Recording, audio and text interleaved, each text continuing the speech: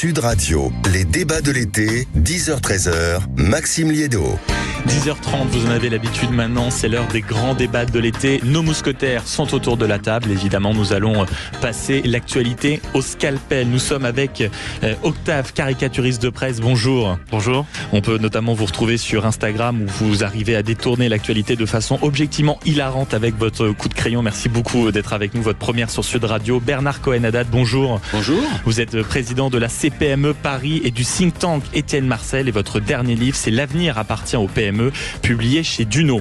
Franck Dedieu, qui est le directeur adjoint de la rédaction de Marianne, arrive et nous sommes avec Kamel Chibli. Bonjour. Bonjour. Vice-président de la région Occitanie, qui est un habitué des micros de Sud Radio et qui nous avait déjà régalé ici il y a quelques jours au beau milieu des Jeux Olympiques dans tous leurs états, que vous retrouvez d'ailleurs à partir de midi, et en compagnie du camarade Joseph Ruiz.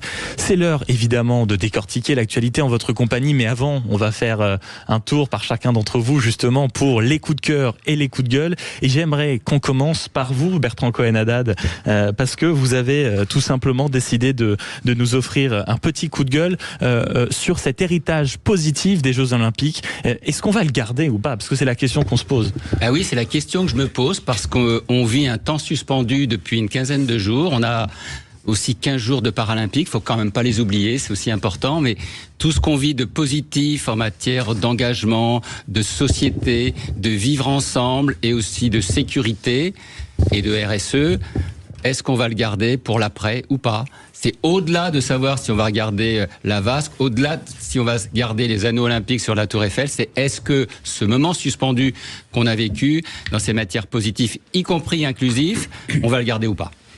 Et autour de la table, qu'est-ce qu'en pense Kamel Chibli, vice-président de la région Occitanie? Est-ce qu'on va réussir à garder cette ferveur, cette passion qu'on a en ce moment dans le pays? Je le souhaite. Après, on va être caché, puisque vous voulez que ce soit cash. Ah bah oui, on va vite revenir dans la tambouille politique et les problématiques du quotidien. Mais profitons de ces instants extraordinaires suspendus, comme ça a été dit.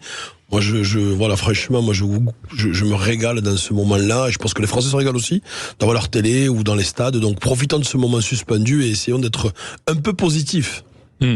Franck Dedieu, merci de nous avoir rejoint. Je vous présente, vous êtes le directeur adjoint de la rédaction de Marianne. Le nouveau numéro est génial. Oh, pourquoi vous allez payer plus cher? Vous pouvez évidemment le retrouver en kiosque. C'est la nouvelle formule, plus courte, plus percutante. Merci d'être avec nous. Et moins cher. Et moins cher en plus. C'est-à-dire à contrario de ce que font tous les autres hebdomadaires.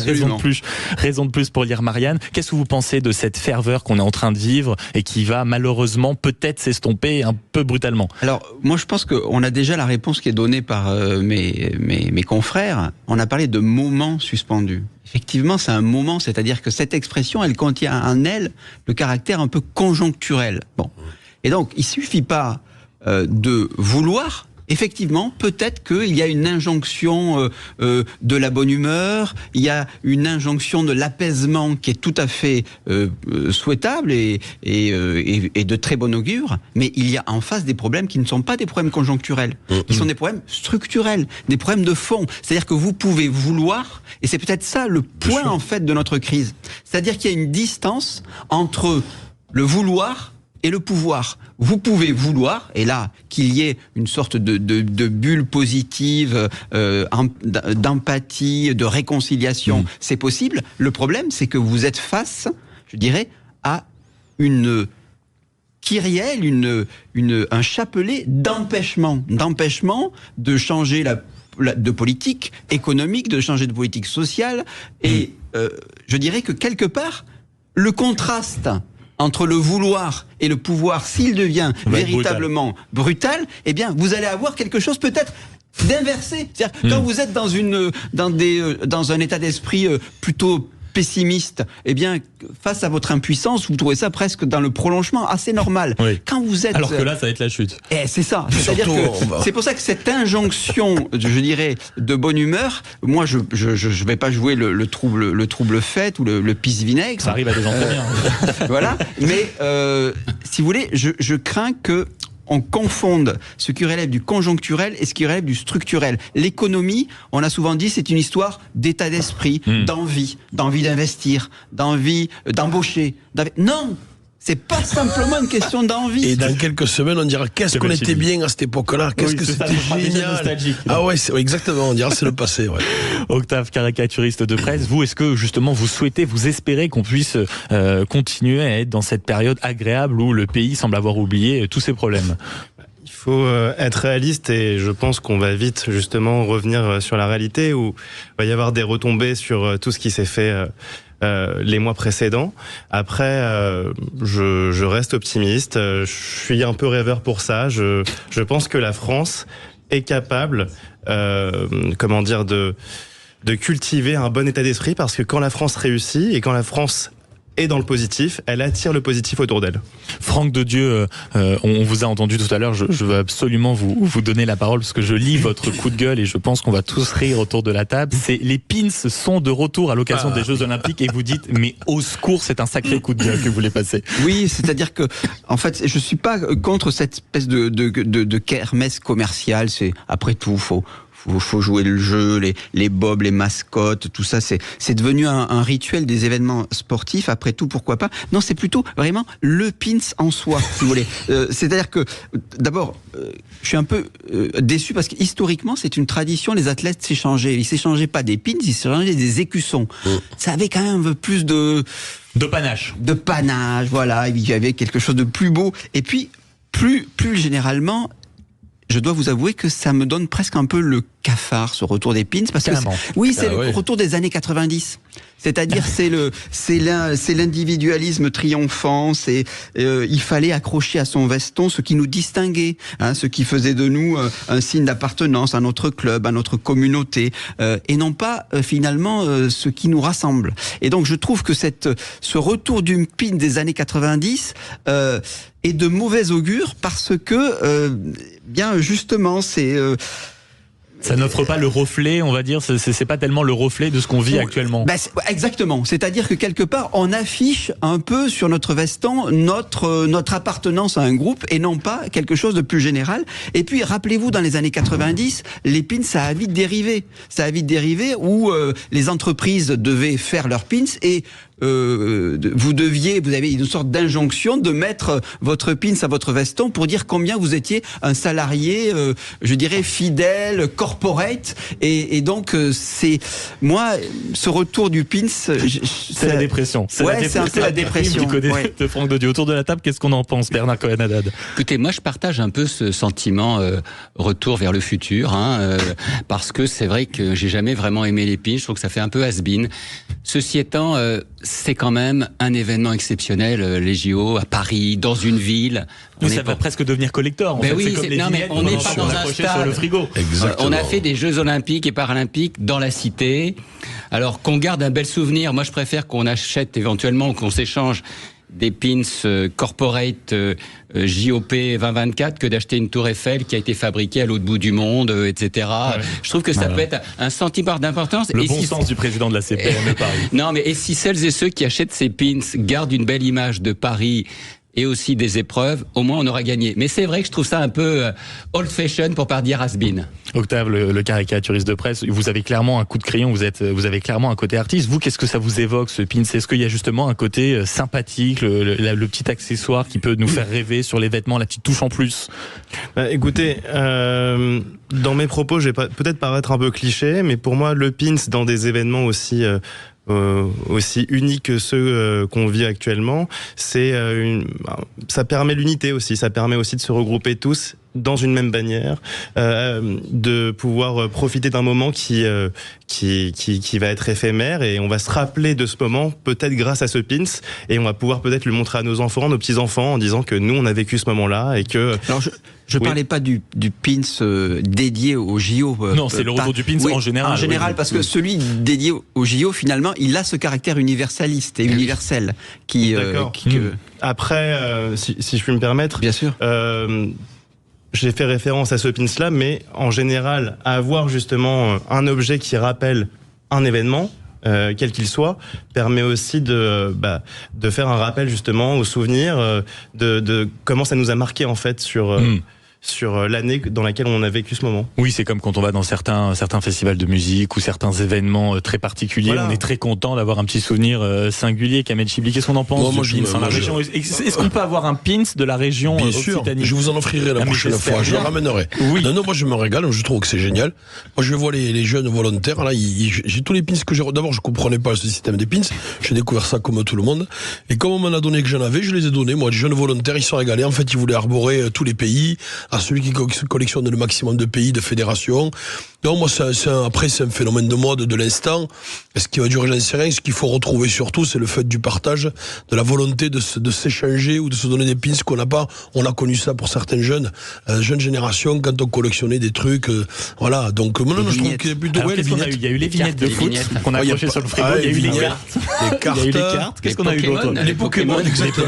Les yo-yo.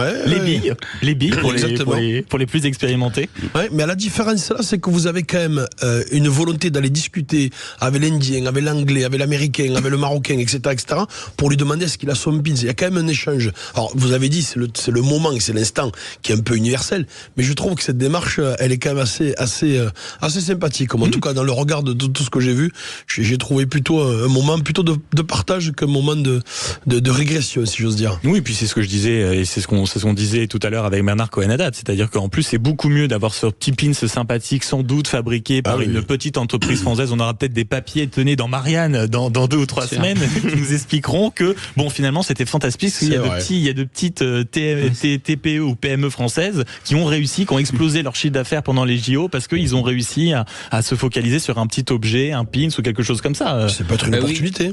Oui, et puis le Made in France, il y a vous savez, cette période de Jeux Olympiques pour beaucoup de PME, de la fabrication, de ce qu'on appelle la petite industrie, c'est un moyen aussi d'être dans le jeu, alors que ce jeu-là, entre guillemets économique, il est réservé aux grands majors internationaux.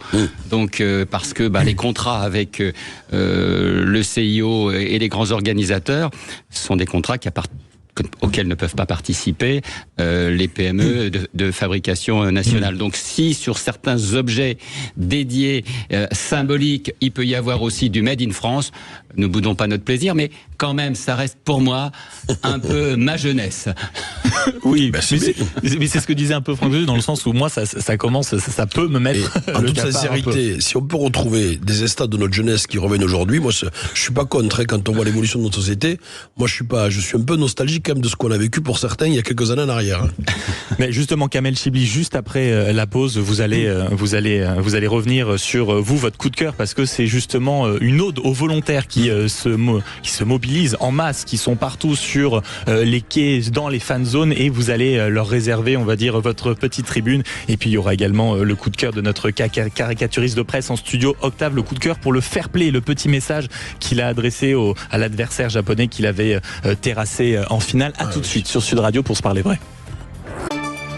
Sud Radio, les débats de l'été, 10h-13h, Maxime Liédo. Toujours en compagnie de nos mousquetaires aujourd'hui pour analyser l'actualité. Octave, caricaturiste de presse, merci d'être avec nous. Bernard Cohen-Haddad, président de la CPME Paris et du think tank Étienne Marcel. Franck Dedieu, directeur adjoint de la rédaction de Marianne. Je rappelle le dernier numéro qui se trouve en kiosque. Oh, pourquoi vous allez payer plus cher? Et Kamel Chibli, vice-président de la région Occitanie. On finit jusqu'à 11h le tour de nos coups de cœur et nos coups de gueule. Et vous, Octave, vous avez choisi un coup de cœur, et c'est le fair play entre Teddy Riner et son adversaire japonais. On rappelle en plus que l'adversaire japonais avait hésité pratiquement à rentrer dans son pays en disant je ne sais même pas si j'ai été à la hauteur lors de cette performance, c'est ça? Oui, tout à fait. J'ai aimé en fait cette rivalité et ce respect qu'il y a eu à la fin de ce combat. On voit deux mentalités très distinctes. On a deux mentalités qui sont assez similaires parce que ce sont des sportifs qui souhaitent gagner avant tout, mais on a Teddy Riner qui va peut-être moins s'offusquer d'une défaite, bien que son objectif c'est bien sûr de ramener la médaille pour notre pays et pour lui-même, mais c'est aussi de dire j'ai fourni l'effort. Et la mentalité japonaise, c'est la précision, c'est on va dire la voie du Bushido, si je puis dire, où en fait on a une mission, on a un but, et si on faillit à notre tâche, c'est un déshonneur.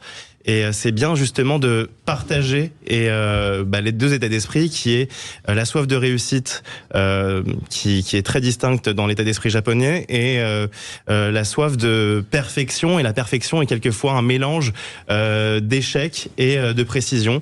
Et Teddy Riner le montre via sa victoire, en respectant son adversaire et en saluant cette défaite qui a été au final pas une aussi importante défaite que puisse penser son adversaire. On rappelle le mot les quelques mots qu'avait déclaré l'athlète japonais. Pour être honnête, je ne pense pas pouvoir retourner au Japon. J'ai honte et je suis déjà frustré par moi-même. Ce à quoi Teddy Riner avait répondu: mais cher Tatsuru Saito, je tiens à affirmer après notre dernier match que ta performance impressionnante force le respect de tes adversaires. Mon respect, ta détermination et ta combativité m'ont impressionné et m'ont poussé à me dépasser. Ce fut un honneur de te rencontrer sur le tatami. C'est exactement ce que vous disiez, Octave. Totalement deux mentalités qui s'affrontent autour de la table. Franchement, j'étais ravi d'entendre ce coup de cœur, parce que on est quand même face à de très belles images, à une très belle vision du sport, du respect, de l'adversité. Ouais, une grande majorité. D'ailleurs, cette image est forte parce que elle montre d'abord le respect qu'ont les sportifs entre eux, mais c'est aussi une manière de montrer à la France entière, au monde entier, cet esprit de tolérance, cet esprit aussi d'accepter aussi quand on perd ou quand on gagne, c'est plus facile, mais quand on perd, et le respect de l'adversaire. C'est vrai qu'aujourd'hui, Teddy Riner par rapport à ça, parce que le japonais est frustré, mais la réalité, il a perdu contre le plus grand des champions. Donc autant des fois quand on perd face à une situation où le combat était facile, autant là c'était quasi impossible. Donc non, c'est une manière aussi de démontrer encore une fois que dans le sport il y a des vraies vertus, il y a des vraies valeurs, et celle-là, et que ce soit en plus incarné par Teddy Riner, ça a tout son symbole et son sens dans le moment que l'on traverse. Qui est identifié, qui est un multiple champion, qui est respecté, qui a les oreilles de beaucoup de gens et qui est un exemple aussi pour beaucoup de jeunes. Bernard Cohen-Haddad. Moi, je crois que ce qu'a dit Teddy Riner, c'est l'esprit même des Jeux Olympiques.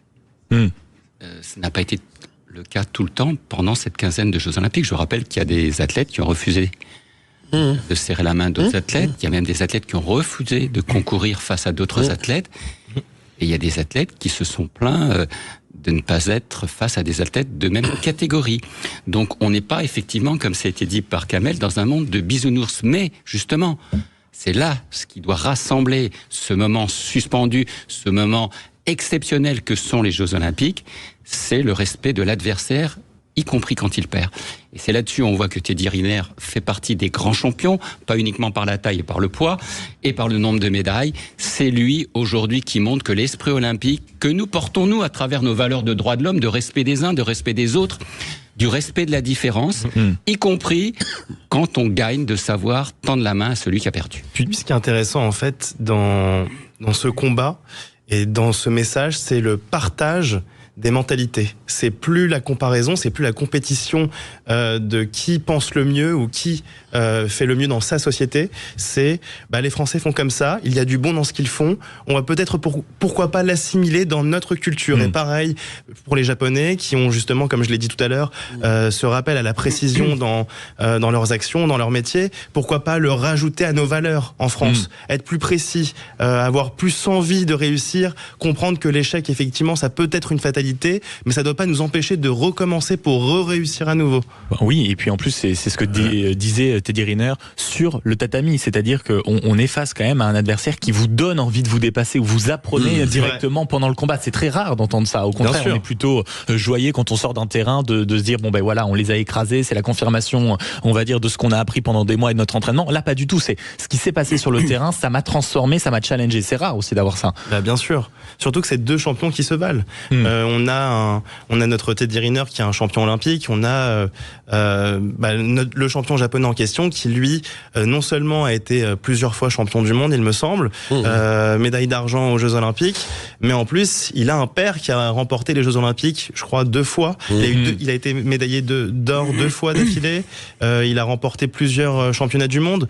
Donc, au final, on a affaire à 2 personnes qui se valaient au niveau de la compétition. C'est un Messi et un Ronaldo, si vous préférez, dans le foot. Franck Dodieu, qu'est-ce qu'on pense justement de cet respect, même de cette humilité dont on ne peut pas dire qu'on y soit totalement habitué dans les médias français. Et de cet échange aussi, ce que disait Octave, c'est que quelque part, contrairement à ce qu'on pourrait croire, ces sportifs de haut niveau qui sont, je dirais, à l'échelle internationale, bon, ne vivent pas un vase clos. On pourrait imaginer qu'à partir d'un certain niveau, ces sportifs ont la même culture. Et quelque part, ces cultures nationales, ces spécificités nationales sont érasées par, je dirais, le top niveau. Eh bien non, il existe des cultures nationales distinctes entre les sportifs et ça fait l'objet d'échanges. Les sportifs ne se ressemblent pas tous. Ils arrivent avec leur bagage, avec leur histoire, avec leurs valeurs qui sont distinctes les unes des autres. Et donc on n'est pas dans une espèce de globish, de globish sportif où tout le monde se ressemble. On voit qu'il y a des différences, des spécificités qui sont extrapolables, parce que des spécificités entre ces deux judokas disent aussi quelque chose sur ce qui différencie la culture française et la culture japonaise. Et je trouve que c'est pas mal, justement, que que les sportifs, comme nous d'ailleurs, nous ne nous ressemblons pas tous. Et puis on y assiste, c'est ça qui est le privilège de ces JO. Et en plus, il y a une spécificité, parce que le judo, pour connaître aussi un peu ça, et Teddy Riner connaît par cœur ce que représente le judo au Japon. C'est carrément une deuxième religion, hein. C'est quand même le sport le plus pratiqué, c'est son histoire, ses bases sont là-bas, donc forcément il sait, Teddy Riner, la difficulté pour un grand champion comme celui qui a perdu contre lui, ce que ça peut représenter, d'autant plus qu'on est sur une spécificité, parce qu'on parle d'un combat par équipe. Il faut reposer les choses dans ce contexte où on est mené largement et où le golden score arrive et fait en sorte que le hasard fait que ça tombe sur Teddy Riner.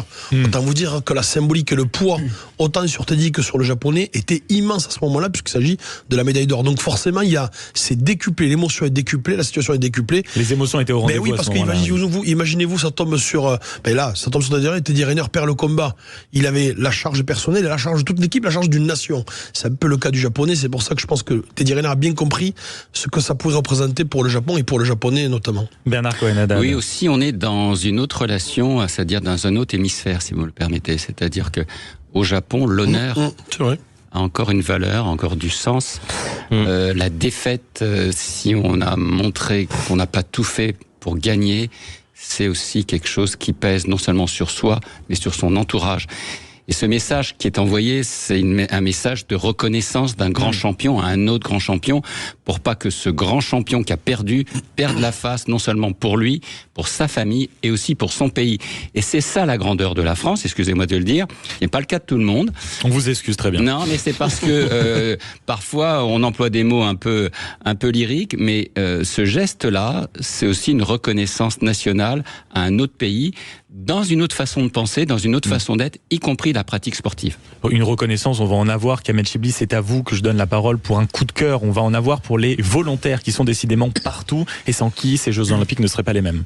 Ouais, c'est extraordinaire, franchement. Alors, je le dis pour ceux qui nous écoutent et qui n'ont pas eu comme nous la chance d'être à Paris à ce moment-là. C'est 45 000 jeunes et moins jeunes, bénévoles, associatifs, beaucoup de Français bien sûr et des 4 coins du monde. Moi, j'en ai fait des compétitions, mais je peux vous garantir que j'ai jamais vu une ferveur aussi incroyable. C'est-à-dire l'accueil, le souci du détail, le souci d'informer les touristes, les spectateurs, les sportifs.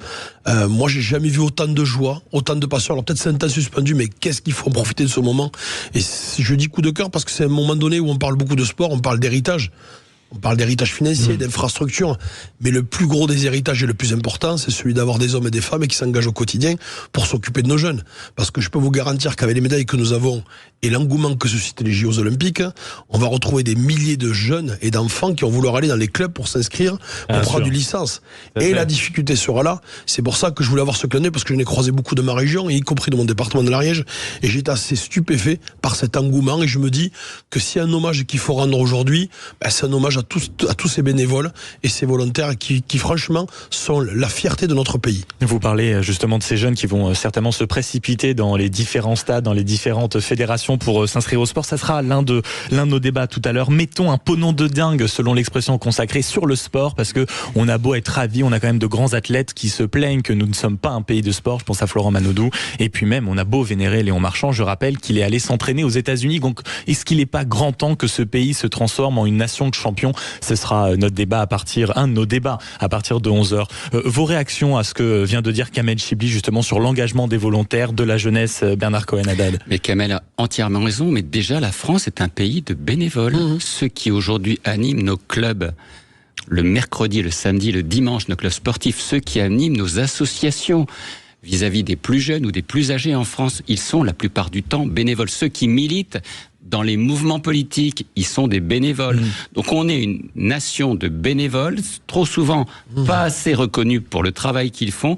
Mais c'est vrai que là, les bénévoles qui sont sur les sites des GOP, à Paris, en Ile-de-France, mais au-delà, à Marseille, à Châteauroux, à Lille et dans d'autres sites, font un travail, à Tahiti effectivement, ultramarins, font un travail exceptionnel. Non seulement le fait de porter l'uniforme, entre guillemets, est positif, mais aussi de se sentir dans un projet commun. Franck de Dieu.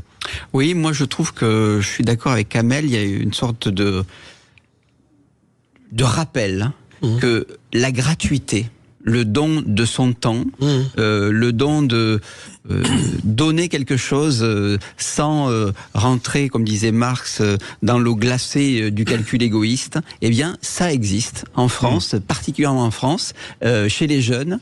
Et tout cela est finalement très positif, et c'est quand même pas mal de pas tout mettre en équation entre ce que je gagne par rapport à ce que je reçois. Il y a eu pas mal de débats sur la question de savoir est-ce qu'on va rémunérer les bénévoles d'une certaine manière.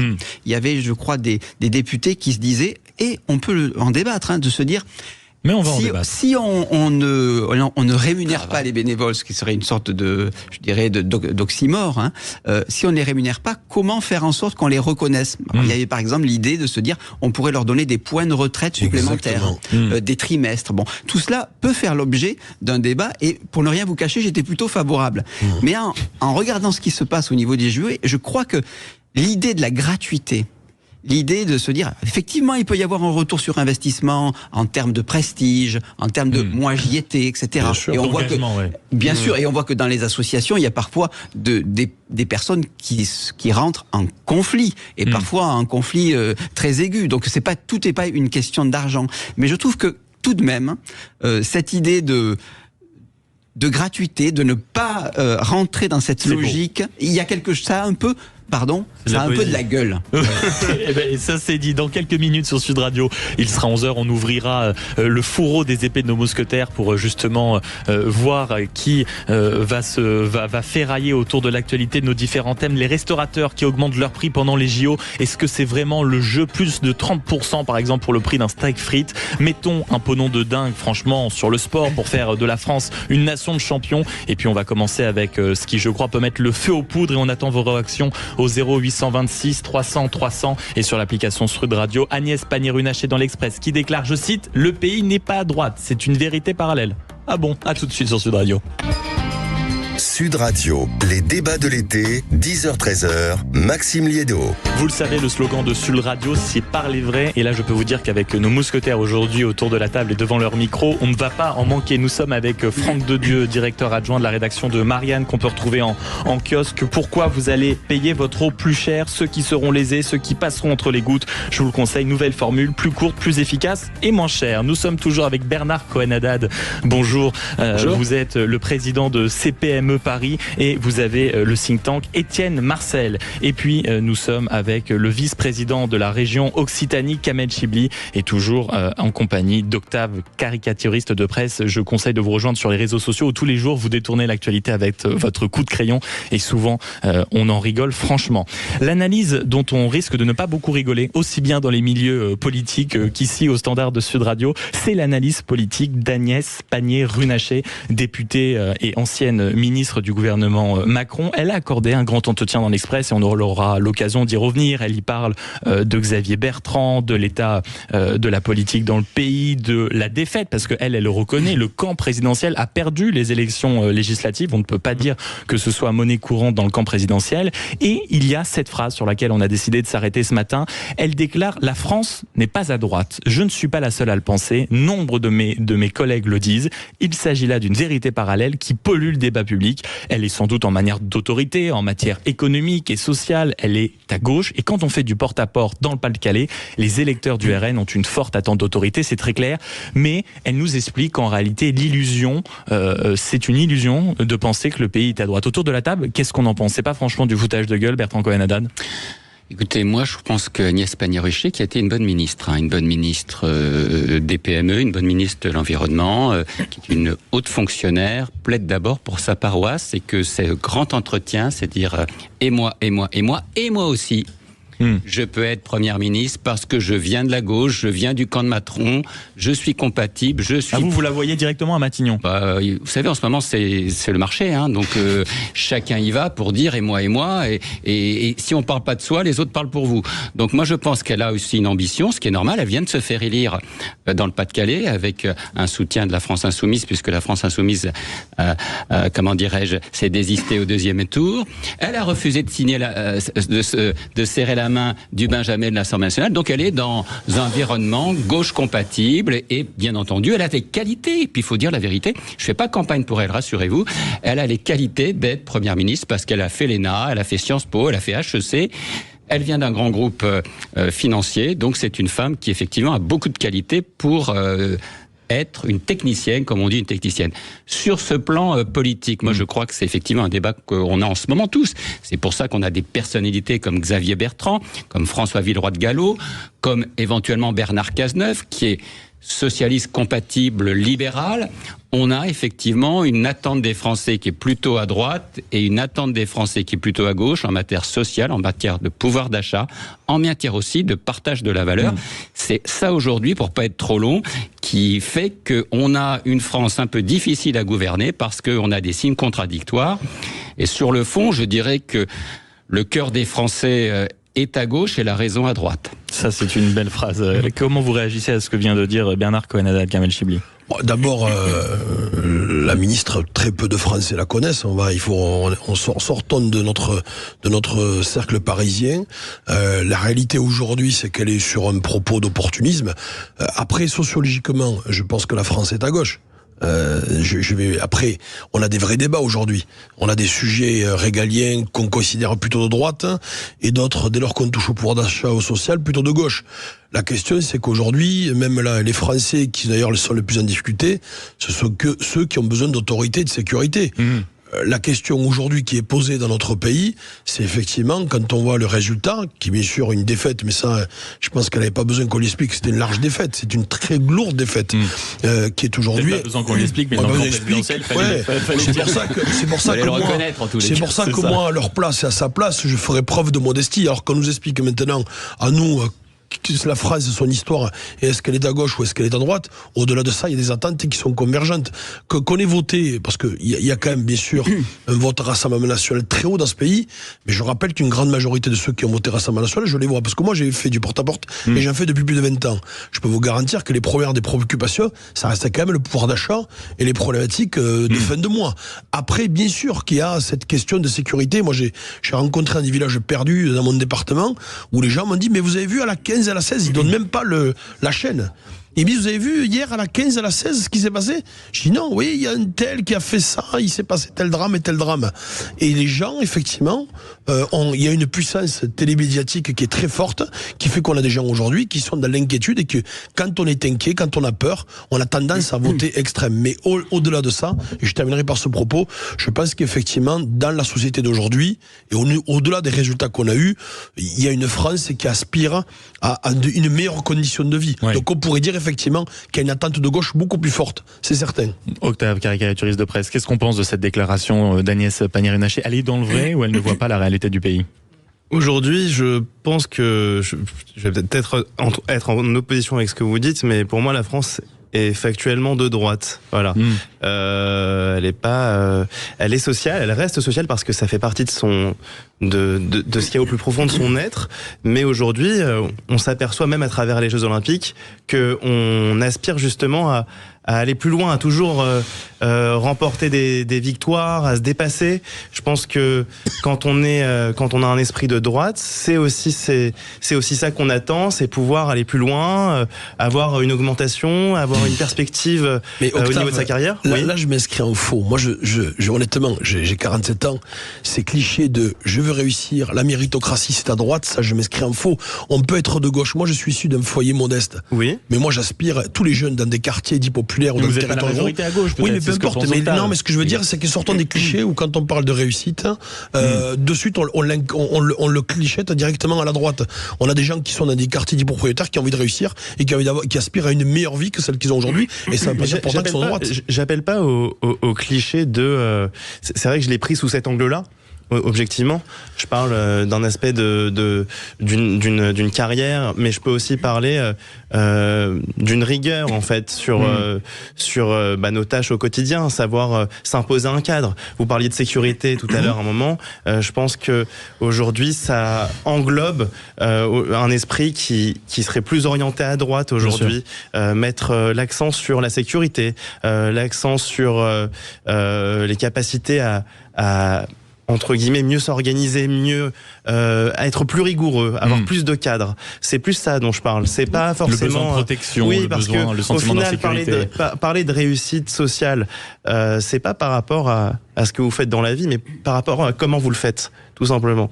Et ça fait partie de ce mouvement-là que je pense aujourd'hui que la France a adopté, c'est de pouvoir à chaque fois vouloir se dépasser, aller plus loin, et pas forcément via ce qu'il y a dans son portefeuille, mais aussi par rapport à ce qu'il peut faire et à sa capacité à faire. Franck Dedieu, directeur adjoint de la rédaction de Marianne, qu'est-ce qu'on pense de cette analyse de Pannier Runacher sur le pays? Alors, contrairement à Octave, l'ancienne ministre refuse de faire de la topographie parlementaire. C'est-à-dire que, effectivement, si on regarde l'hémicycle, on dit, pour reprendre votre terme, la France est factuellement de droite. Elle dit, attendez, c'est plus compliqué que ça. Et je pense qu'elle a raison. C'est-à-dire que, au fond, c'est à l'aune des valeurs et des attentes qu'il faut juger si la France se droitise ou pas. Je crois que la France ne se droitise pas. Elle a, de façon très cohérente d'ailleurs, c'est pour ça que de se dire qu'il y a un flou, une sorte d'indécision française entre la droite et la gauche, est pas tout à fait juste. Il y a deux demandes très clairement affichées par les Français qui peuvent emprunter de la droite et de la gauche. La première, c'est la demande de protection. Alors vous allez me dire, la protection, c'est quoi? Dans son versant, je dirais, sécuritaire, c'est plutôt la droite. Mais dans son versant social, c'est plutôt la gauche. Oui. La protection, c'est aussi le droit du travail. Exactement. C'est aussi 55% des Français sont favorables à ce qu'il y ait plus d'intervention de l'État. Donc c'est plutôt à gauche. Et il y a une cohérence. Deuxième demande. J'ai dit première demande, c'est une demande de protection qui emprunte à la droite et à la gauche. Deuxième demande, c'est quelque part, je dirais pas que c'est une demande, c'est une volonté de peut-être. C'est une posture de refus des élites, de refus des sachants plutôt. Alors sur le versant sociétal, ça va donner une forme de néopopulisme qu'on pourrait appréhender comme étant relevant, je dirais, de la droite, peut-être même de l'extrême droite. J'entends ce que vous dites, avec mais quand j'entends tout ce que vous me dites, et ça va rejoindre un peu ce que dit Kamel Chibli, Bernard Cohen-Haddad, et moi je vais aller, on va dire, du côté d'Octave, sans rire. On a 10 millions de personnes dans ce pays qui ont voté Front National, Rassemblement National. On a eu une succession de crises, on a eu les gilets jaunes, on a eu le Covid, on a des grèves dans les hôpitaux, il y a 10 millions de personnes qui décident de se ruer sur les urnes pour justement avoir un signal très fort. On panique, on a passé notre temps ces 7 dernières années, et Agnès Pannier-Runacher en a fait partie en disant que mais on doit répondre à ces questions, et pendant 7 ans, mine de rien, il n'y a pas eu les réponses adéquates, il n'y a pas eu tout ça, et aujourd'hui, on a un camp présidentiel qui a du mal aujourd'hui à reconnaître la défaite, et de deux, on a quand même un Rassemblement National en tête. Et dans ce que dit Agnès Pannier-Runacher, bien sûr, c'est assez juste ce que vous dites, Franck Dedieu, c'est-à-dire que on est avec une réalité beaucoup plus complexe, mais politiquement, est-ce que c'est pas franchement terrible de vouloir nier la réalité, à savoir que le RN aujourd'hui, c'est 10 millions d'électeurs. Parce que c'est ce que dit Henri Guénaud. Si vous dites que le peuple de droite dans sa version, je dirais, balsacienne, c'est-à-dire la bourgeoisie, ils ne font pas partie du peuple de droite. Je veux dire, et d'ailleurs, ils ne se posent pas la question de savoir s'ils appartiennent au peuple de droite ou pas au peuple de droite. Bon, ce que mais vous dites, il y a une réalité électorale, et je vais être obligé de vous couper parce qu'on va rejoindre juste après cette pub Richard de Toulouse qui, lui, justement, il assume, j'ai voté RN comme plus de 10 millions de Français. Je ne sais pas si le pays est à droite, mais ce qui est sûr, c'est que les Français ont voté et leur vote, visiblement, n'est pas représenté suffisamment à l'Assemblée nationale. Ce sera la suite de notre débat en direct sur Sud Radio. Et si vous voulez faire comme Richard de Toulouse, c'est le 0826 300 300 que ça se passe. À tout de suite. Sud Radio, les débats de l'été, 10h-13h, Maxime Liédo. On se pose toujours la question, on va dire, de la pertinence de l'analyse d'Agnès Pannier-Runacher, députée, ministre sortante. Elle s'est occupée de l'environnement, elle s'est occupée des entreprises et elle affirme que le pays n'est pas à droite. Elle dit même que c'est une vérité totalement parallèle que de le penser ainsi. On va filer au standard où vous nous appelez au 0826 300 300. Bonjour Richard. Oui, bonjour à vous. Merci beaucoup d'avoir appelé Sud Radio. Vous l'assumez, vous avez voté Rassemblement National. Comment vous accueillez les déclarations d'Agnès Pannier-Runacher ? Agnès Pannier-Runacher, elle essaie de remettre le débat entre droite et gauche. Il n'est plus là, en fait. Le débat, c'est qu'on veut le bien des Français et de la France. En fait, moi j'ai fait des choix en votant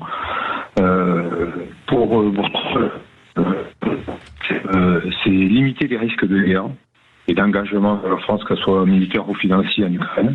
Le seul parti qui c'est le Rassemblement.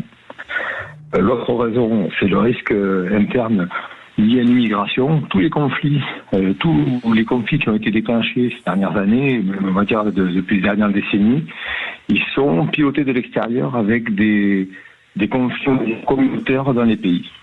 On le voit même en Ukraine, puisqu'on a les russophones et les non-russophones. Donc en fait, on a une facilité de décohésion des pays et des risques majeurs.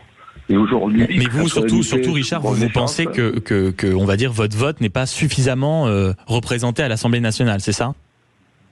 Ben non, parce qu'en plus, si on prend le dernier point, c'est les services publics, on s'aperçoit que la défense des services publics, on va droit vers de la privatisation de masse. Hein, c'est le projet de renaissance.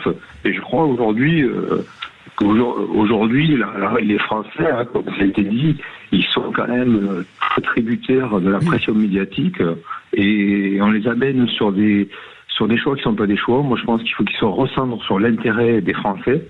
C'est quoi notre intérêt ? Et je reconnais que dans le Rassemblement national, il n'y a pas de réponse concernant l'endettement effréné. Bien sûr que donc vous avez voté Rassemblement national pour un certain signal, pour enrayer un peu le déclin auquel vous avez eu l'impression d'assister, c'est ça, ces dernières années ? Pour limiter des risques majeurs, hein, que ce soit de conflits liés à une immigration qui est plus du tout gérée, quoi. Merci beaucoup de nous avoir appelé au standard, Richard. Vous nous appeliez de Toulouse. Autour de la table, qu'est-ce qu'on pense de Richard qui nous dit mais finalement moi mon vote, 1, il n'est pas représenté à l'Assemblée nationale. 2, finalement j'ai voté RN pour enrayer un certain déclin. Franck Dodieu, on s'était quitté un peu sur cette impression. Oui, bon, c'est Richard, beaucoup plus complexe, mais Richard, il n'a pas l'impression que c'est plus complexe. C'est-à-dire que vous avez Richard dit moi j'ai voté RN par non-interventionnisme en politique étrangère et par non-privatisation en politique économique. C'est quand même... il n'y a pas si longtemps que ça, c'était 2 ressorts qui relevaient plutôt de la gauche républicaine. Donc, je vous parle pas simplement c'est très difficile après d'extrapoler l'ensemble du motif du vote RN à partir de Richard. Simplement, je vous dis simplement que les 2 ressorts de Richard n'étaient pas véritablement liés à l'immigration, c'était plutôt lié à, je dirais, à un contexte économique. À un contexte économico-international qui relèverait d'une tradition française assez classique. Et qu'on peut d'habitude retrouver à gauche. Qu'on peut retrouver à gauche, mais qu'on peut aussi retrouver à droite. Mais oui, allez-y, finissez. Là où finalement... il y a, je dirais, presque une sorte de paradoxe dans l'intervention de Richard, si je puis me permettre, c'est que la mutation RN des derniers mois tente à dire que le RN se droitise d'un point de vue économique. Vous voulez dire, oui. C'est-à-dire qu'il a dit la non-privatisation. Bon, il se trouve qu'ils sont plutôt favorables à privatiser de l'audiovisuel public. Et puis, globalement, pas favorables à l'augmentation du SMIC. Donc, vous avez... dans une logique d'union des droites, le grand paradoxe RN, c'est que son programme économique se droitise. Mais vous disiez que tout ce que reprochait le camarade Richard qui nous a appelé de Toulouse, c'était de dire qu'en réalité c'était plutôt des idées qu'on pouvait trouver pendant un temps à gauche. Mais moi, ce qui me fascine aussi dans la déclaration d'Agnès Pannier-Runacher, c'est qu'elle s'est quand même retrouvée pour son élection à l'Assemblée nationale face à un candidat RN qui l'a d'abord terrassée au premier tour. Et elle a été élue grâce à la mécanisme, on va dire, du Front républicain. Donc, elle devrait pourtant avoir conscience que justement le pays se droitise et qu'on est dans le Nord avec des terres qui étaient traditionnellement ouvrières, que Fabien Roussel, qui était le député communiste, pourtant largement apprécié à gauche, s'est fait battre sur une terre qui était communiste depuis 62. Donc autour de la table, et je me tourne vers vous, Kamel Chibli, homme de gauche, comment vous expliquez que justement ces terres à gauche votent quand même massivement Rassemblement National et que visiblement au plus haut sommet de l'État et en député, même si la réalité bien sûr est plus complexe, eh ben, la gauche aujourd'hui se tourne vers le Rassemblement National parce que c'est eux qui s'occupent des thématiques. Non mais parce que la réalité, c'est pas qu'ils s'occupent, ils donnent le sentiment qu'ils s'en occupent, parce que la réalité... Non mais visiblement ils donnent le bon sentiment, ça marche. Non mais quand on entend Richard, là on est sur une autre thématique des idées du RN, c'est majoritairement c'est des problématiques, vous l'avez dit à l'instant, de pouvoir d'achat, de problématiques sociales, de problématiques de fin de mois qui est une réalité. Et il faut dire les choses clairement. L'incarnation à gauche n'existe pas aujourd'hui. Voilà. Elle n'existe pas. Si elle existait, elle prendrait le pas et elle incarnerait ça. Il faut entendre le message très fort des électeurs du Front National. Je le vois dans une région qui est celle de l'Occitanie, où on l'a fait reculer sur une élection et sur l'autre de 11%. Pourquoi ? Parce que si vous ne préoccupez pas et vous occupez pas des problèmes des Français, les problématiques de pouvoir d'achat, de transport, de mobilité, le sentiment de déclassement à ces dernières élections, il est énorme. Moi, c'est la première fois en 25 ans que je vois que le vote RN s'est renforcé au deuxième tour dans une terre de gauche. Jamais. Mais d'habitude, il y a un chiffre en plus très frappant. Regardez, vous prenez les circonscriptions de François Ruffin, j'y reviens, les terres ouvrières, c'est l'IFOP, 58% des ouvriers votent RN. Et ça rejoint ce que vous disiez, Franck. N'oubliez pas une chose très simple, c'est que, je dirais, l'augmentation du vote RN aussi, il s'est renforcé avec la façon dont gérait le pays Emmanuel Macron. Ah ben bien, oui, il a renforcé le vote RN, parce que quand vous posez une question aux gens, vous dissolutez, quand vous êtes fait la dissolution de l'Assemblée nationale, vous créez un contexte où les gens, c'est de la colère et c'est de l'incompréhension. Et quand vous êtes en colère et que vous comprenez pas que vous avez envoyé un message, vous votez majoritairement, malheureusement, RN. Bernard Cohen-Haddad. Revenons sur 2017. Emmanuel Macron est élu face à un pays qui a toujours été marqué par le bipartisme, la bipolarisation droite-gauche. Et Emmanuel Macron arrive, il fait exploser ce cadre habituel, avec une majorité extrêmement plurielle, puisqu'il a chez lui, c'est-à-dire En Marche, Ensemble, des gens qui viennent du Parti Socialiste, de la droite sociale, et bien entendu du centre. C'est ça, Emmanuel Macron. Le problème, c'est que 5 ans après, ça explose. C'est-à-dire que cette recomposition, elle met en avant des extrêmes, c'est-à-dire une droite extrême qui se droitise, ça a été bien dit, qui se normalise, et une gauche non de gouvernement, qui se radicalise avec LFI, qui n'est pas toujours fréquentable, comme le RN n'est pas fréquentable pour un certain nombre de Français. Ça, c'est une réalité. Donc aujourd'hui, la difficulté, c'est d'avoir ce type de recomposition avec, contrairement à ce que dit Richard, une majorité de députés RN à l'Assemblée nationale. Ce sont eux aujourd'hui qui ont le groupe parlementaire le plus important.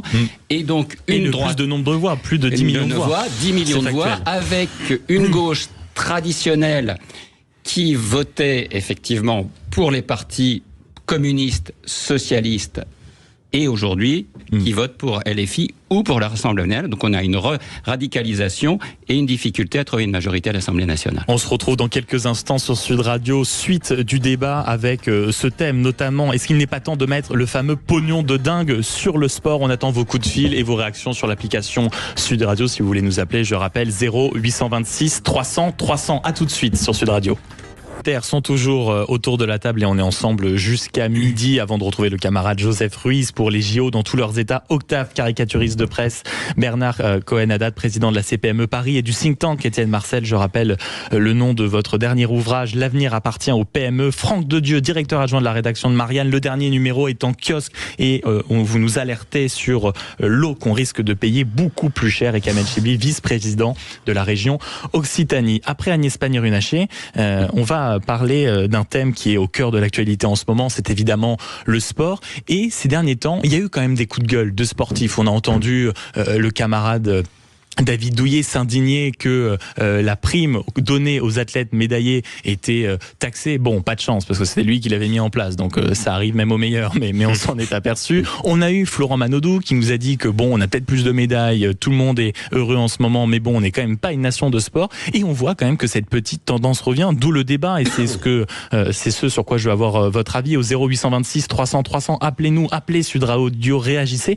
parce que est-ce qu'il n'est pas temps de mettre le fameux pognon de dingue, comme le disait Emmanuel Macron, sur la table et pour le sport, pour les sportifs, parce que c'est un peu ce qu'on a évoqué en tout début d'émission. C'est beaucoup les bénévoles, c'est beaucoup les volontaires, c'est beaucoup les jeunes, c'est beaucoup les passionnés, et je ne suis pas sûr qu'en ce moment la France soit prête pour rayonner au niveau du sport mondial. Bernard Cohen-Haddad. Alors moi je suis un peu gêné parce que je suis président de la conférence des financeurs du sport en Ile-de-France, et donc j'ai peut-être une autre vision des choses. Raison plus pour la livrer. C'est que depuis 5 ans, on a fait une réforme du financement et d'organisation du sport en France, avec des créations dans chaque région de conférences régionales de sport et de conférences des financements du sport, et qu'on fait en sorte de mettre de l'argent à travers l'Agence nationale du sport, la Fondation nationale du sport, l'État, les régions, les collectivités, les grandes métropoles, pour faire en sorte que on mette un peu plus de moyens pour créer des dynamiques sportives dans les territoires, dans les grandes villes, mais aussi les zones rurales, n'oublions pas. Ouais. Aujourd'hui, on est en train de se battre, beaucoup d'entre nous, pour qu'il y ait des piscines mobiles dans un certain nombre d'endroits où il n'y en a pas, qu'il y ait des stades de basket 3x3 dans des zones rurales, qu'on ait une accessibilité, y compris pour les personnes handicapées. Ça date d'il y a combien de temps, tous les investissements? 4-5 ans, et c'est un travail sans mesure, parce que c'est au quotidien, avec des mobilisations, et aussi une volonté de faire en sorte qu'on draine des jeunes, mais aussi des moins jeunes, avec cette grande cause nationale. Et ça, c'est pas de la langue de bois, ce qu'on appelle le sport santé. Hein, vous le savez, c'est de faire en sorte qu'on soit plus mobile et qu'on arrive là. Mais une nation sportive, elle se crée pas en une semaine. Non, elle se crée pas en un an. Les jeunes des pôles de compétitivité, de compétition, qui soient à l'INSEP ou dans les régions. Hier, j'étais avec les jeunes du skateboard qui me disent aujourd'hui, on n'a pas de skatepark indoor, outdoor, à la hauteur d'un enjeu. Un complexe de skatepark en réalité. Voilà, en enjeu, pour être au niveau national et international. Donc ça, il faut des moyens. Donc tout ça prend du temps. Moi, je crois que cet effet Jeux Olympiques et Paralympiques, c'est un peu, le coup de pied dans le derrière. Ça va nous permettre, parce qu'on a quand même une moisson de médailles qui est exceptionnelle. Oui. On a des athlètes, tout à l'heure on évoquait Teddy Riner, mais d'autres, que ce soit des garçons et des filles, qui portent le drapeau et qui portent, la réussite, y compris ceux qui sont quatrièmes. N'oublions pas ceux qui sont quatrièmes. Bien sûr, c'est quand même un parcours extraordinaire. Ils n'ont pas démérité, parce que ça fait des années qu'ils s'entraînent. C'est maintenant à nous de transformer l'essai. Mais justement, à l'écoute de ce que vous disiez, Bernard Cohen-Haddad, par rapport à la natation, parce que on se réjouit, Léon Marchand est partout, à la une de tous les journaux, son nom est partout, on s'en réjouit, mais il est quand même allé s'entraîner aux États-Unis. Ouais. Bonjour Nicolas. Bonjour. Merci d'avoir appelé Sud Radio 0826 300 300. Je suis ravi de vous accueillir parce que vous êtes directeur sportif de l'entente sportive de Massy Natation. Qu'est-ce que vous en pensez, vous, justement, sur ce débat? Est-ce qu'il est pas temps de mettre le fameux pognon de dingue sur la table et d'investir dans le sport? Parce qu'on a plus de médailles, on voit plus nos athlètes. Bon, on est peut-être en train de le faire, mais c'est peut-être pas encore au niveau. Alors, c'est en train d'être changé, effectivement. Après, ça dépend des territoires, effectivement. Je sais que en tout cas sur l'Île-de-France, il y a beaucoup de piscines qui ont été fermées. Il y a beaucoup de piscines aussi qui ont été créées à nouveau. On espère que effectivement cet héritage post Jeux Olympiques va pouvoir aider. Après, nous, la difficulté qu'on a, nous, en tout cas sur la natation, c'est que effectivement, soit c'est des piscines qui sont faites et qui sont gérées au niveau des agglos, donc il faut satisfaire effectivement tous les clubs qui dépendent de cet agglo. Soit c'est des nouveaux établissements qui sont gérés à des sociétés privées. Donc là, l'objectif de ces sociétés, c'est la rentabilité. C'est la rentabilité, bien sûr. Effectivement. Et après, il y a des municipalités qui sont, nous c'est le cas en tout cas sur Massy, qui sont très sport et qui souhaitent encore garder la main sur les équipements sportifs. Mais vous, par exemple, après, vous êtes directeur sportif de l'entente sportive de Massy Natation. Oui. Comment ça se passe, par exemple, dans votre domaine? Est-ce que vous trouvez qu'au niveau national, on est à la hauteur, tout simplement? Ça dépend des territoires, en fait. C'est toujours pareil. Nous, en tout cas, sur Massy, quand vous voyez, par exemple, Léon Marchand qui va s'entraîner aux États-Unis, est-ce que vous n'avez pas un petit pincement au cœur? Ouais, alors ça c'est un autre débat. Ça c'est un débat qui est plutôt sur le double projet, en fait. Sur le double projet, je pense qu'il n'a pas le choix s'il veut à la fin de sa carrière pouvoir travailler et débaucher et avoir des diplômes, c'est ce qui se passe. Alors après, effectivement, il y a un effet Léon Marchand, mais comme à une époque, il y a un effet Frédéric Bousquet, à tous ceux qui étaient partis aux États-Unis. Après, il y en a beaucoup qui sont partis aussi et qui sont revenus sans rien, hein. Parce que ça réussit pas à tout le monde. Mais en tout cas, je pense qu'en France, on est capable de faire de très très bonnes choses. Après, là où on n'est pas suivi et accompagné, c'est tout ce qui est sur le double projet scolaire, en fait, sportif et scolaire. Le sport n'est pas suffisamment au cœur de l'éducation nationale. Voilà, on a des structures en France qui permettent de le faire jusqu'au lycée. Après, au niveau de l'université, c'est compliqué. Moi, les nageurs sur Massy, on a la chance de pouvoir travailler avec le CREPS Île-de-France. Donc, on a des aménagements. On a des aménagements sur le lycée qui sont très très très compétitifs, où ils ont entre 4 et 5 heures de cours par jour parce qu'ils sont moins dans les classes, etc., etc. Mais à contrepartie, j'ai d'autres élèves qui sont pas sur le CREPS, qui se lèvent à 5h30 le matin et qui terminent les entraînements le soir à 20h. Et là, c'est un rythme qui est très compliqué par rapport à d'autres nations européennes qui, comme les Allemands ou quoi que ce soit, ou même les Espagnols, qui ont cours que le matin et l'après-midi, c'est sport pour tout le monde. Et quand on parle du sport vous, santé, par exemple, à Massy, ou est-ce qu'autour de vous, vous voyez de jeunes nageurs qui ont comme ça en ligne de mire les États-Unis et qui y partent? Oui. Moi, je vais avoir des nageurs. J'en ai une qui part. C'est déjà mon 3e ou 4e qui vont partir là. Sur combien de nageurs ou d'élèves vous avez avec vous? Ça, c'est vraiment ceux qui ont vraiment un potentiel qui partent aussi. Ou ceux qui ont vraiment un projet et qui veulent faire des études et continuer à nager, parce que effectivement, on peut pas. Des fois, on ne sait pas si à 15 ans ou 16 ans, on sera compétitif. Léon Marchand, moi, je me rappelle de Léon dans les catégories minimes ou cadets, qui avait vraiment un gabarit atypique parce qu'il était tout frêle, entre guillemets. C'est ce qu'il disait. Et qui, à partir de 17 ans, 18 ans et 19 ans, comme je le disais, à 19 ans, Léon était quand même, alors qu'il s'entraînait à Toulouse avec Nicolas Castel ou quoi que ce soit, il a déjà fait quand même 6e aux Jeux Olympiques. Oui. Donc ça veut dire qu'on est capable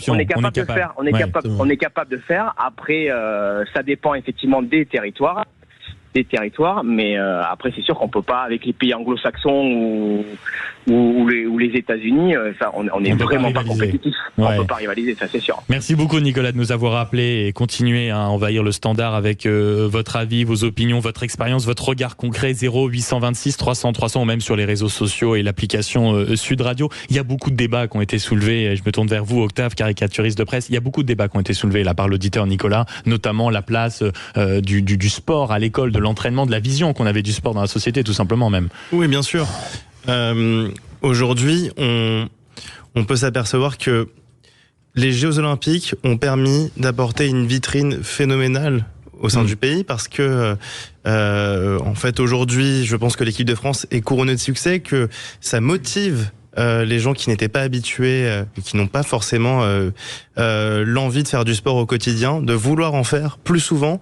C'est inspirant. Moi, je pense qu'en fait, on devrait réintroduire l'envie de faire du sport et de l'accentuer et de mieux communiquer dessus dès le lycée, dès le collège, prendre une espèce de système américain, mais sans trop s'en inspirer. C'est juste rendre les choses plus importantes, valoriser, faire pourquoi pas des classes. Moi, j'avais cette idée où, par exemple, dans le système scolaire, on a par exemple des journées avec plusieurs heures sur la même matière, avec un allègement peut-être dans l'après-midi. Je pense que pour les élèves qui ont un peu plus que la moyenne dans toutes ces matières-là, on peut les mettre dans des classes qui sont spécialisées dans là où ils sont le plus à l'aise. Peut-être mettre plus de maths, plus de sport, et aussi réintroduire et créer des événements sportifs dès le collège, dès le lycée, qui peuvent être un événement, qui peut être un moment de partage aussi pour n'importe qui, pas que pour les sportifs. C'est-à-dire que c'est intéressant d'avoir, je sais pas, son lycée ou son collège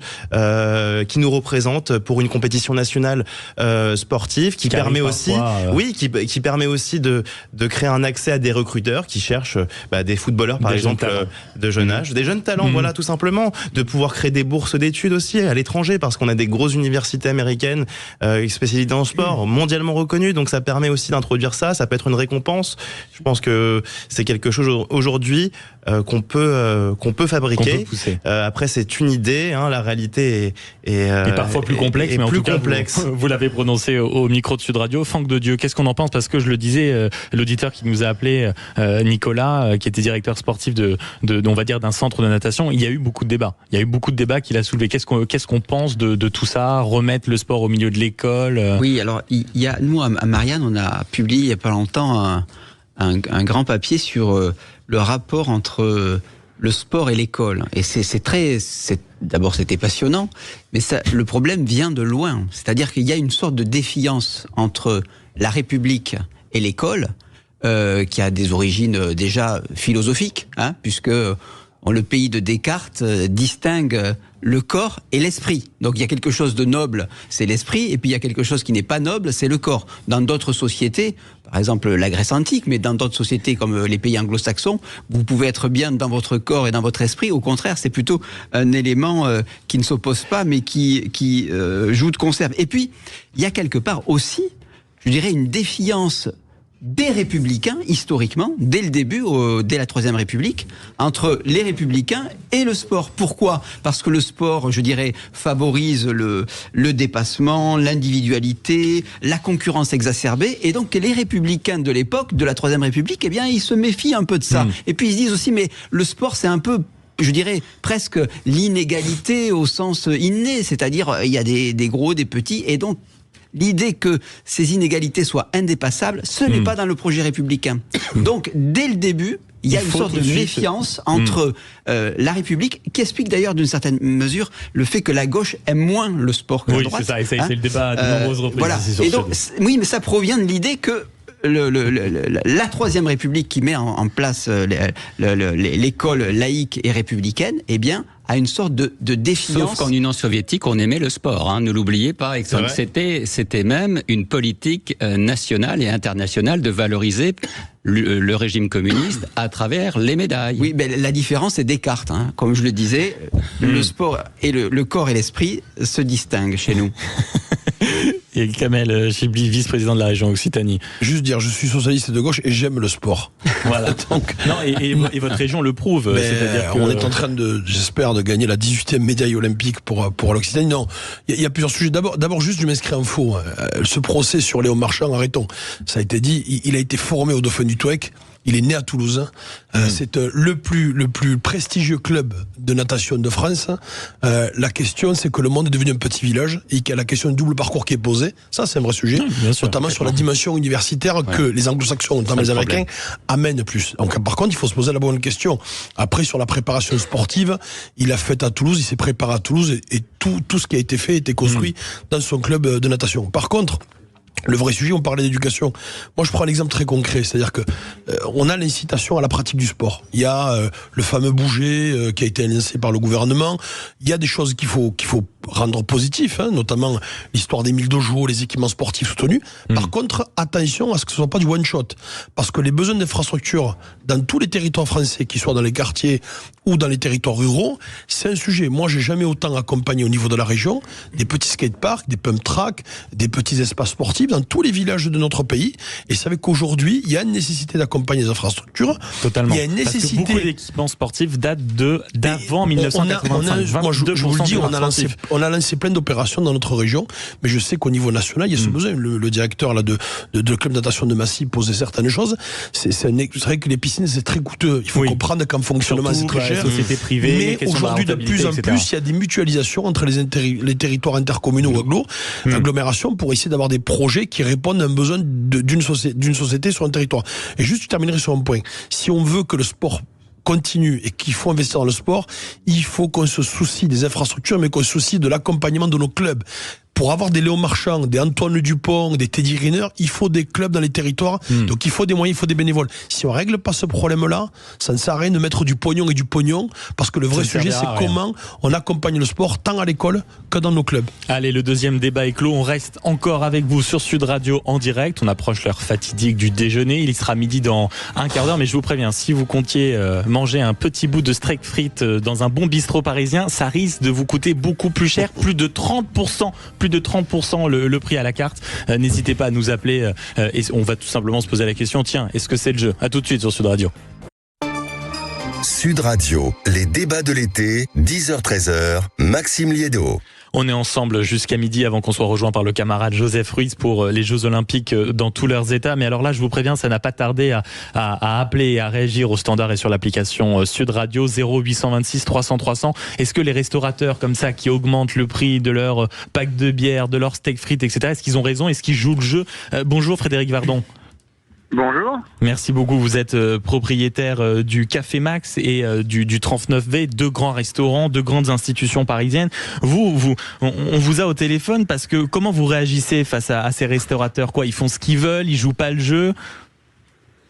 Je ne sais pas si on peut dire qu'ils jouent pas le jeu. Bon, d'abord, je rappelle quand même que les prix sont libres en France. Hein.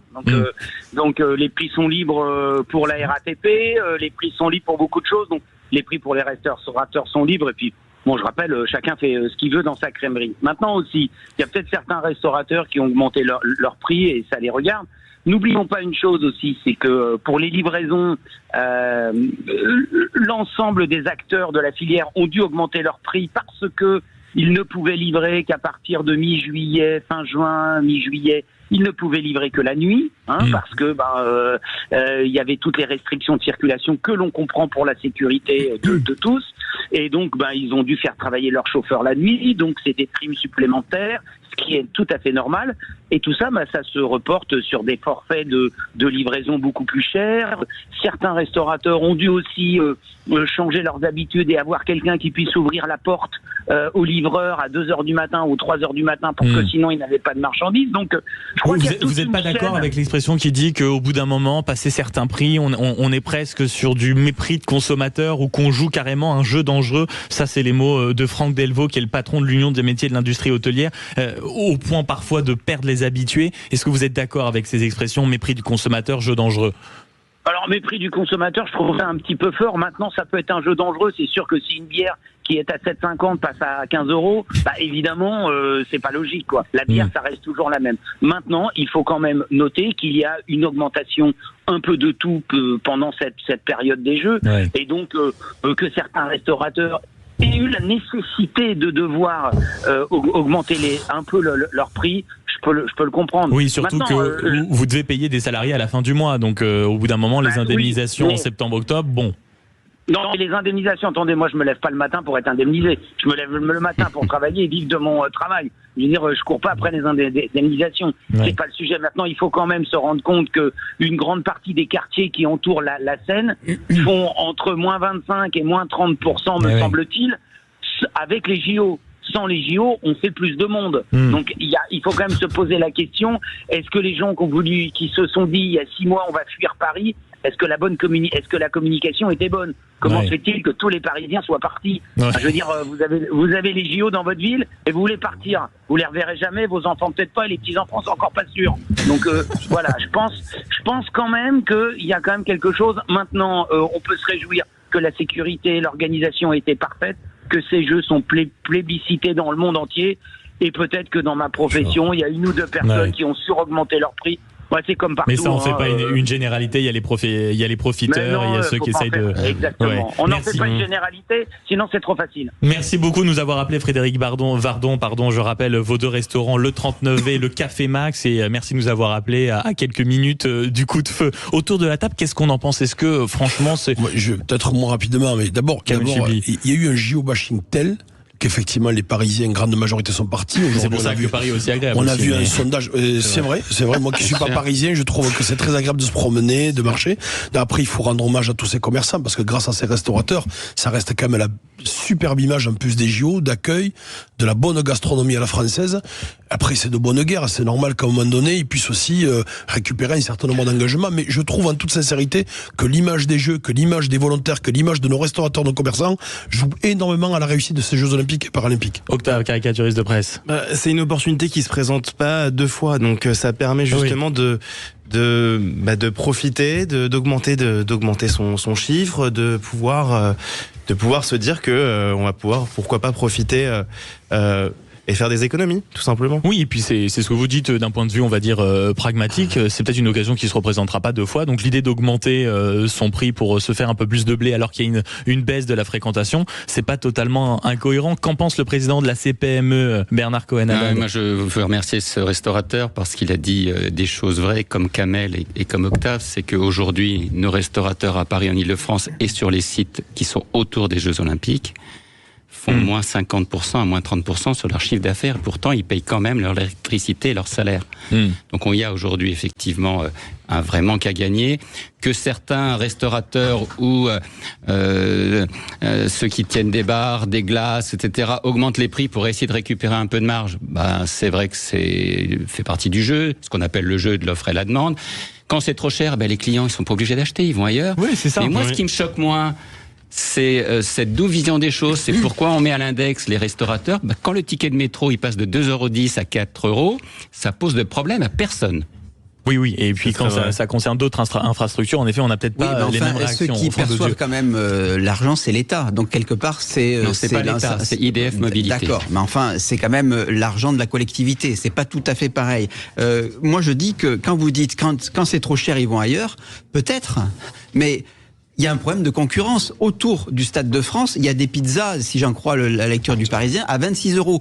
Vous pensez que les gens, ils vont faire 10 km à pied, qui viennent parfois de l'étranger, qui sont pas tous argentés, peut-être. Il y a aussi quand même des touristes qui sont, je dirais, de la classe moyenne et qui veulent en profiter, qui ont un petit budget. Qui a un petit budget. Et je veux bien que, effectivement, quand le restaurateur dit les prix sont libres, il a raison. Je crois qu'on va pas on va pas revenir sur ce mais principe. c'est pas obligé de consommer sur place, par exemple. Bien sûr. Non, mais on peut se faire oui, mais si vous voulez à manger, on peut avoir c'est vrai, mais enfin on peut aussi aller au restaurant et trouver une pizza qui soit un peu moins chère que 26 €. Alors moi je pense qu'il s'agit pas de 26 €. Hein. Non, selon Parisien, c'est oui, mais 26 €. Normalement, elle est à 22 €, donc là, elle a augmenté de 4 €. Elle n'est pas à 22 €. Mais bon, si vous voulez, je pense que si vous voulez, on ne peut pas revenir sur les prix administrés.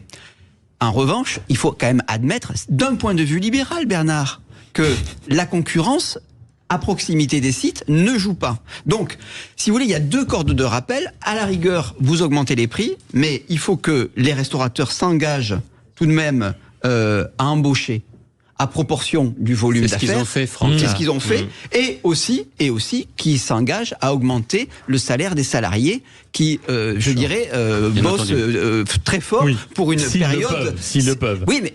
Non, mais parce que si l'augmentation aussi honteuse qu'elle s'ils ont 30% de chiffre d'affaires de plus, et j'espère oui, mais si on va dire l'augmentation des prix permet seulement de récupérer les fameux 30% qu'ils ont perdu Alors moi je veux bien croire que la logistique et les frais de livraison, il nous a expliqué ça le restaurateur de façon très juste. Mais oui, enfin est-ce que ça vous augmente les coûts, la logistique et les frais de livraison propres au JO de 30%? Moi je sais pas. Mais les horaires sont plus les mêmes, c'est des horaires de nuit, tu ne payes pas les mêmes, excusez-moi de le dire. Et puis moi dites-le. Et puis aussi, il y a une réalité, c'est que moi je partage ce qu'a dit Franck. C'est que moi je suis entrepreneur depuis 30 ans. Et j'ai toujours pensé qu'il fallait vendre moins cher et vendre plus que vendre trop cher et vendre moins. Et beaucoup aujourd'hui font comme cela à prix réduit, mais on vend beaucoup plus en nombre. Et moi je préfère vendre une pizza à 15 €, mais en vendre 3000 que vendre 10 pizzas à 26 €. Mais c'est pas ce qui se passe, Bernard. C'est là ce qui se passe temporairement, c'est-à-dire actuellement, parce qu'on est en zone tout simplement de JO. Il profite de et l'euphorie. C'est partout pareil dans le monde. Quand vous allez sur les sites touristiques, c'est beaucoup plus cher. Quand vous payez 3,50 €, 50 centilitres de bouteille d'eau à l'aéroport, ça vous pose pas un problème. Et moi, ça me pose un problème. Mais ça m'en pose tout autant. On est bien d'accord. Et ceci étant, ça c'est toute l'année. C'est pas uniquement pendant les Jeux Olympiques. Sur la question salariale, de toute façon, il faut qu'on soit clair. Je pense que nos restaurateurs l'ont compris. C'est un enjeu, ça a été dit. Si on les paye pas à leur juste valeur et à leur juste prix, on n'en aura plus des gens qui travaillent dans la restauration. Donc c'est inéluctable. Donc il faut bien les payer si on veut continuer à ouvrir nos commerces et nos restaurants. Et le mot de la fin était signé Kamel Chibli, vice-président de la région Occitanie. Merci d'avoir été avec nous au milieu de cette période JO qui, je sais, vous accapare beaucoup. Merci beaucoup, Franck Dedieu, à vous aussi, directeur adjoint de la rédaction de Marianne. Je rappelle le dernier numéro que vous pouvez trouver partout dans les points de vente et en kiosque. pourquoi vous allez payer plus cher? Alors, c'est pas tréma, c'est l'eau que vous buvez avec laquelle vous douchez, c'était dans ce sens-là. Mais voilà, exactement. exactement, et vous pouvez le voir à l'antenne sur Sud Radio. Merci beaucoup Bernard Cohen-Haddad, président de la CPME Paris et du think tank Étienne Marcel. Je rappelle le titre de votre dernier ouvrage, L'avenir appartient aux PME, publié chez Duno. C'était un plaisir de vous avoir à l'antenne. Et c'est moins cher que pizza en plus. Et je remercie à vous aussi Octave, caricaturiste de presse. On peut vous retrouver sur les réseaux sociaux si vous voulez rire à l'actualité qui est parfois tragique. Vous avez un coup de crayon vraiment appréciable. Merci beaucoup. On se retrouve dans quelques instants sur Sud Radio. C'est l'heure des JO dans tous leurs états avec Joseph Ruiz.